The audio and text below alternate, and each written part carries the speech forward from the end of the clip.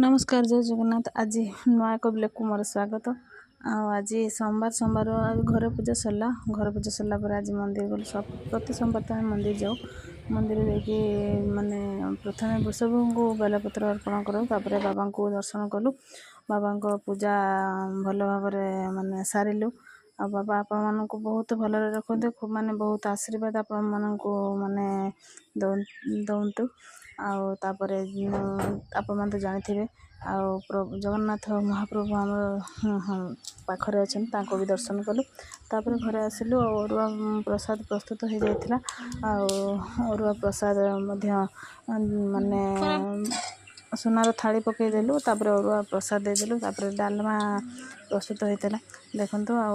डालमा भी प्रस्तुत करी।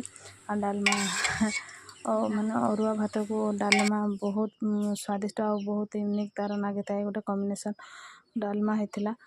डालमा भजा आंबुल छतु खटा आ कानिका होता।